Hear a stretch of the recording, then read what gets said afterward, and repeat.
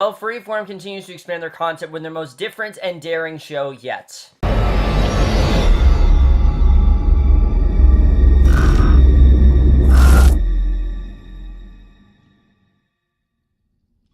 Hey guys, coming over the series premiere of the new Freeform show Beyond, and I was definitely interested in this show. I really didn't know a ton about it going into it, but I've really been impressed by Freeform's new show so far. At first, I didn't like Shadowhunters, but I've been binging it, and I've really been enjoying it. I loved Dead of Summer, as you guys know. I think that was a very well done show. This show, as well, I was very interested in for the most part. I thought that this looked really different. It looked like something that Freeform hadn't really tackled before. And sure, they've tackled horror shows, but this looked like something very different. This wasn't really a horror show, and it's not. I'm going to say it right off the bat. It's not a horror show, and it's a very different kind of show. It's more of a supernatural thriller, if anything, even maybe kind of a superhero show because of the powers that he has. And I gotta say, I loved this premiere. I think this was a really, really well done premiere that perfectly got us into the characters. It introduced us to the situation, introduced to how the show is going to be, which is quite different than how other Freeform shows are. In fact, this probably felt like the most non-Freeform show that we've had, honestly. This really did not feel like a Freeform show, and I really did appreciate that, I have to say. I like that Freeform's trying to expand their content to different kinds of people, because there are different shows that, they know that people will enjoy, and Beyond, I think, is one of those shows that really is going to expand a lot of their content. But let's just get right into it, starting off with the beginning of the episode.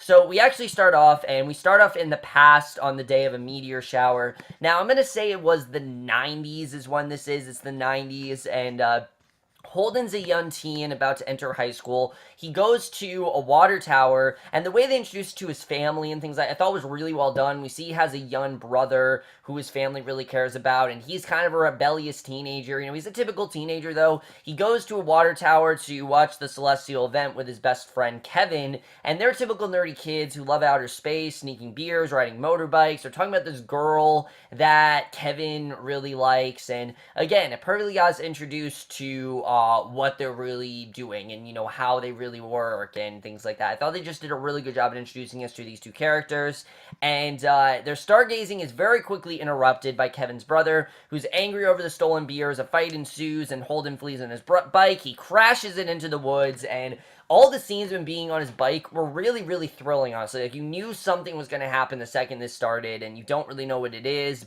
and even, especially if you didn't watch the promos, you don't really know what's going to happen here, but that's where things start to get weird, and we don't really know why, but his electronics go on the fritz, this bright light comes out of the sky, things begin to float, and we don't know if it's an abduction, but something weird and very strange definitely just happened. We just don't really know what it is, and they spent about 10 minutes with this, and I thought it was really well done, honestly. I like that they took their time with this, because Freeform rarely takes their time with their shows. They rush a lot of things, and this was a complete opposite. They really did take their time with this premiere in a way I haven't seen them done before, and that's something I really did love about this episode overall. It's just how much time they really took to develop these characters and develop the situation and show us what was going on, and the way they contrast us to what's happening, later, it makes it that much more shocking when this event eventually happened. Cut to 12 years later, where I'm assuming the rest of the show is probably going to take place unless we have like a flashback episode or something like that,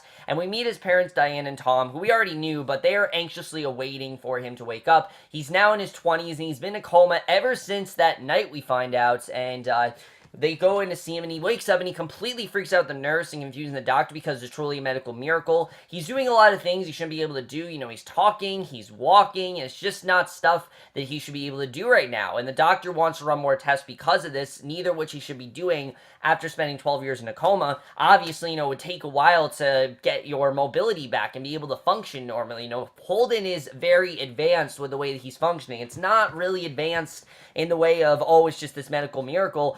That definitely something happened to him when he went to that coma. Something has definitely been going on since.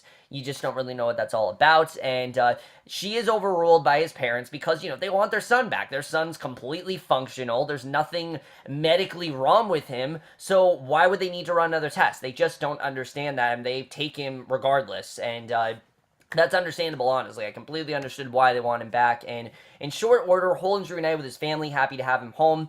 Diane and Tom, plus his brother Luke, who has gone from 5 years old to 17. And there's some really great stuff with Holden getting caught up here, with them introducing him to his brothers, showing him how this stuff works. And the whole world seems very interested in his story. We find out that Diane Sawyer is interested. Pretty much every news, even Oprah wants to interview him. And he's actually interested. He doesn't just want to take Oprah off the phone. He actually kind of wants to talk about it. But the weirdest part might be how well Holden's adjusting to it. It probably helps he was able to skip those those awkward teenage years, and at least Wikipedia now exists to help him adjust. Because there are a lot of things that he doesn't know about. Like there's this great scene where his father's talking about an apple, and he doesn't know that there's actually an Apple computer. He's thinking of the food apples, and that was kind of cool the way they did that with him not knowing how this stuff really works. Just imagine if you woke up and everything had changed, because everything has changed in 12 years. A lot can change then, and this episode really shows that very well. We definitely do see. So clues what happened to Holden begin to emerge in his dreams. He's surrounded by fire. There's this creepy old man. This girl promises to see him soon. But the most confusing part is that when Holden wakes up, he's not in his bed, but he somehow traveled to the same exact spot in the woods where he first fell into the coma. So he really has no idea what's going on at this point, how this is happening, how any of this can be possible. He's just really confused at this point, and I'd be too. It really doesn't make much sense how he's back there, but somehow he is, and I think it's very interesting the way that was done. But his second dream that gives him more clarity is the old man tells him to do it now and not to be afraid, while the girl warns him that they're coming for him. And once again, his electronics freak out. He wakes up in the woods and again has no recollection of what's going on, how any of this happened, and all of that mystery is very well shown throughout this entire episode. There's a lot of mystery, there's a lot of empty spaces, and I like that, again, they take their time to present it to you, but don't tell you what's going on. Freeform does a lot of show, not, tell, not show, and this episode did a lot of show, not tell in the way their shows have it, and that very much impressed me. As the mystery deepens, Holden's doctor discovers that her office was actually broken into. We don't know how this happened, but someone broke into her office, and Holden goes shopping with Luke. We see he's going with Luke, and I like this dynamic between these two, because it's really different. Luke is mentoring Holden, while Holden should be mentoring Luke. But again, Holden was asleep for 12 years, so Luke is, known a lot more about the world, and it's one of those great moments where we see that their roles are kind of reversed. Luke has teach his big brother now how to do simple things, like drive a car, which that scene was pretty fun, with him learning how to drive a car and not knowing, and he picked up on it pretty quickly, honestly. Like, it really did not take him long to do that, and again, I think it's because of this advanced powers that he seems to have, or even talk to girls, and it's a really well done scene where they're picking out clothes, and they're just going over all this modern stuff, and I really enjoyed that dynamic overall. But Holden then talks to this mysterious girl named Willa, who he finds attractive, and who he makes kind of a sexual comment to. It was a pretty funny scene, too, because she's holding a bra, and he's like, that would look good on you, and she gives him this weirded out look, because obviously she's weirded out, but things continue to get weird. She writes something on his arm, but it's not her number. He thinks that, oh my god, I'm getting her number, I'm getting lucky, it actually worked what I said, but it's not her number. It's a warning that says, you're in danger, trust no one. She wrote before saying, see you soon, and leaving. So, what the hell does that mean? That's the real question. What the hell does that mean? Can he not trust his parents? Should he not trust his brother? That could mean a bevy of things, really. So, she really is pretty vague with the answers there. But again, I like this show does keep us guessing and doesn't really know. And she leaves. So, one of those people that Holden shouldn't trust is Kevin, we quickly see, his childhood best friend, who's now a school counselor with a wife and a baby on the way. And again, they did a good job at introducing us to Kevin. There was a great scene that I loved where he sees Holden on the news and realizes that, oh my god, Holden's actually woke up. And Kevin offers to help Holden deal with coming back, but he's a little too interested in what happened. And Holden's right to be concerned, because later that night, Kevin gets a phone call from a scary voiced man who's apparently forcing Kevin to help him find out if Holden is the person they're looking for, whoever they are. Again, we don't know anything about what's going on. We don't know who exactly they're talking about, why they'd be looking for Holden. So Kevin is rightfully weirded out. He doesn't know what's going on here. He doesn't know why, out of all people, they call him. Like, what the hell do they want from him? And I like the way that Kevin tried to bond with Holden in this situation. The way he's trying to get Holden back on the right path. The way he's trying to help out Holden. You can really see he truly does care about him. And again, the way they set up this friendship I definitely really enjoyed, and again, they took their time with it, and that's why it turned out as well as it did. So the doctor wants a new MRI of Holden's brain, so he returns to the hospital. However, during the test, Holden has his surreal visions, and the power goes off, and everything starts to explode around him. So I don't know why this cuts the power, but I think that's very interesting, and perhaps that is what the old man wanted him to do now, some, telekinesis stuff, basically. And again, we don't really know why he's there, but that scene was, again, very interesting, very thrilling, kind of came out of nowhere, but really cool overall. So at night, we see a man in a yellow jacket who works with a mysterious phone voice. He gets a call that Kevin can't be trusted, and he's to do whatever he needs to do to be certain that Holden is who they're looking for. So why can't they trust Kevin? We don't really know. Kevin obviously wants nothing to do with this, but we don't really know what's going on there. We don't know who these people are, and again, it intrigues us. It intrigues us, it keeps me hooked in, and that's how you really suck me into a show, is when you don't tell me what's going on. Think of how much more rewarding it is when you don't tell us, and then once we're eventually going to get that reveal, it's going to be really, really well done, because we don't know right now. So Holden meets Kevin at a bar where Kevin tries to warn him that they are after him, so we still don't know who they are, and I like that they are being very vague about it. And outside the bar in the rain, the boys get attacked. Yellow Jacket Man holds Holden down, claiming that he knows what Holden can do and wants a demonstration, and we don't know what that's about. But Yellow Jacket Man threatens to shoot Kevin because, again, they can't trust him, and he tells Holden to stop the bullet. Luckily for Kevin, Holden's finally able to tap into his new powers and sends all of the men flying backwards using his mind, and the result is one single awesome shot. Holden's kneeling in the rain with his fist on the ground. It was truly awesome the way this was done. I really do like the action on the show so far. Two men are sent soaring through the air behind him, and that definitely was really cool the way they did that. So as the men recover and start shooting at Holden, Willa drives up, tells him to get into his car. He does, but only because it's preferable to dying, because obviously he doesn't want to die. So Willa reveals that she does know Holden, which she already told him. She said she knew who he was, but he has no clue what's happening and just wants to go back home. And Willa does give him quite a lot of information here, but again, it's quite hazy. We don't really know what this is all about. She claims that Holden's body has been dormant for 12 years, and his consciousness wasn't, and he lived an entire life growing up with her, we find out. And again, that's pretty crazy to think about. This girl he didn't even think he knew, apparently he had a whole life with, and basically, he kind of had an out-of-body experience and learning to use and control his massive powers. She wants to protect him, but he still doesn't believe her and decides to go back home. And it makes sense, obviously. He wasn't in consciousness. This is something he did while he was out of his body. So he really doesn't think that any of this actually happened. He probably thinks it's just some twisted dream. But Willa returns to her home where she finds the old man from Holden's dreams who appears to be in a coma, but he can somehow telepathically send text messages to her, and she informs him that Holden doesn't remember and they are trying to get to him, but the old man tells her to stay close and protect him. However, Holden may not be the one who needs protecting because that night he has another bad dream as the electronics in his room go haywire. The faces on his bobblehead start to melt off, so we don't know what that's all about, and that is the way the episode ends. Really great premiere overall. Let's just get into this episode and talk about where I think the show is going to go from here. So overall, guys, this premiere really surprised me. I wasn't expecting much from it, to be honest with you. I was expecting this to be a very normal type freeform show where not a lot is, really, everything's presented and we basically just deal with everything and then we just start out the show, because that's how every freeform show usually is. They present all the information in the first episode, and this episode they really did not do that. There are a lot of blanks as to what's really going on, but we also have this other great show where Holden's trying to adjust to adulthood and really catch up to all those years behind him. And both of those shows I find to be very, very interesting. I'm very interested in seeing where both of those shows are really going to go. And it helps that we have a cast here who's actually really great. I think the cast in general I really do love in this show, but let's just talk about the cast and talk about how great the acting really is. Worried about with this show, because while I think Freeform relatively does do a good job with casting people, some of their casting choices lately have been quite questionable. Not that they're bad, it just seems like they cast all the good-looking people and they don't really look at the actors themselves, which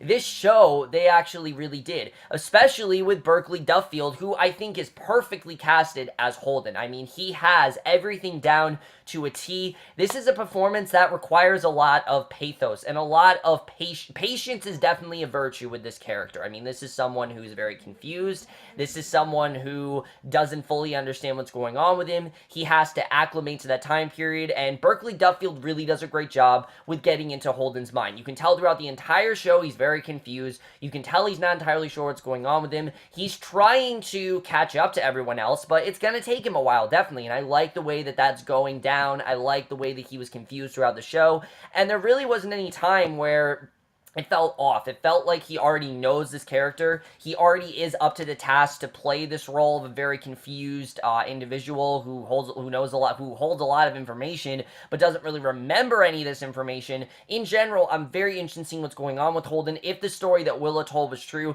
or if Willa is, completely lying to him, and she's just saying this to try to get close to him, because I really don't know. I think that definitely is going to be very interesting. I can't wait to see really where his character's going to go throughout the entire show. I think out of everyone, he definitely is the best, and that's great because you need a great actor like that, and luckily Freeform's actually taken the time to get a great actor and not just someone who's good looking, because sure, he may be a good looking dude, I'll definitely say that, I definitely will say that, and I'm sure that girls will find him very attractive, because, that's one of the fan bases in Freeform and things like that. But with someone like Holden, he really does have this part down very well. He's very fun. He's very talented, and I definitely could see him. I definitely, you can tell like when he feels guilty, when he feels confused, you feel confused. When he feels happy, you feel happy. And in general, I think he really just have this character down to a T overall.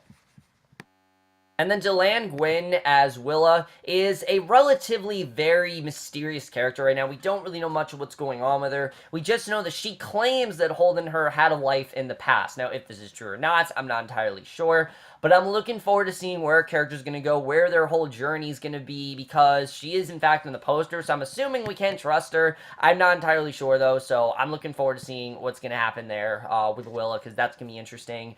As well as Luke. I really like Jonathan Whitesell as Luke, Holden's brother, the way that the bond that they have, it's kind of a reverse bond where he's catching him up and trying to teach him things rather than Holden teaching his brother things. I like the way that that's going overall. I like their dynamic. I think it adds a lot of fun to the show, and again, I really am enjoying where that's going.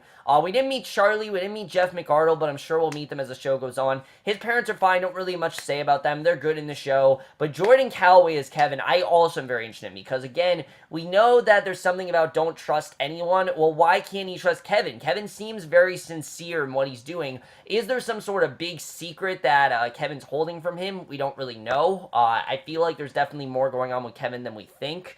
And that's something I'm definitely interested in getting into, is what's really going on with Kevin, who is he really, because we honestly don't really know at this point. I think that definitely is going to be very interesting to see where that all goes. But overall, guys, one of the most solid casts that Freeform's had in a long time. I think the cast here is overall very well casted. I really am interested in all of these characters, and I can't wait to see where they're going to go as the show goes on. Now, as far as the directing and the writing go, the directing here is pretty great, honestly. I really did feel the tone throughout the entire episode. It was very mysterious, it was very creative, and it's very different than anything Freeform has done. Like I said, they've done horror shows, but I see the show as more of a supernatural thriller than it is a horror show. There's definitely horror elements in there, but the fact is, Holden has all these powers, and we don't really know what it's all about or how he can do all this. What's the electrical stuff all about, and who is the group that really needs him? Why do they need him? What's going on? How long have they been following Holden? Is Willa's story true? There's so many blanks that I love. I love that there's so many things that we don't know about, and there's so much potential for where the show can go because of that, and I love that. I love that we really don't know where we're going to go from here. If Holden's going to follow Willa, if he's going to try to distance himself from Willa, we honestly don't know if Willa's story's true. I mean, there was a lot to process there. The fact that this girl, he might have lived an entire life with, it's just crazy. If he might have spent the last 12 years with, it's a pretty crazy situation. What's going on with Kevin? Why can't he trust him? There's just so many interesting things and so many places the show can go, and I'm really hoping that they take those creative liberties, because right now, it seems like they are. I just hope that they continue to do that throughout the show.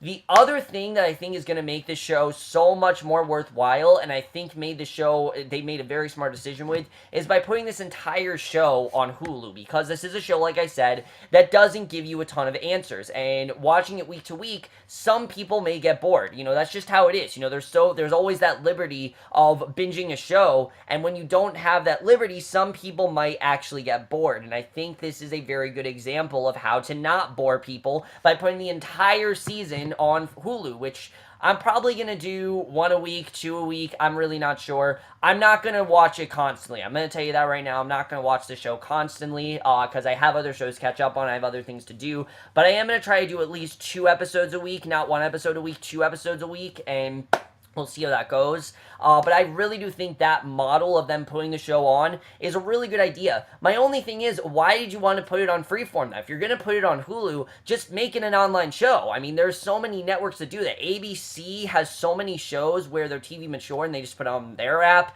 NBC does it, Fox does it. Why do you need this show on Freeform? Because they're not really going to gain a lot of audience viewers because they're all just going to watch it on Hulu or Freeform anyway. You know, every single streaming thing you can get Freeform on has this entire season. So there's really no reason, I think, to put the show on Freeform. I get, obviously, why they did that. You can put the first episode on there, but the rest of the show, just binge it, honestly. You don't really need to put the whole show on Freeform. I just don't understand why they're doing that. And by the time that the finale airs, everyone will have already finished the show and will be like, oh yeah, that happened. Like, people will definitely not really care when the finale happens because they'll probably already have watched it. There might be some people who don't have Hulu and things like that, but it's very rare that people want to watch a show week to week. It just doesn't really happen a lot nowadays. So I really feel like that is a very good idea what they did. I just don't really know why they're putting it on Freeform, but we'll have to see. The cinematography in the show is astounding, honestly. For a show like Freeform, this is some really high-class cinematography. I thought that the visual effects were fantastic here.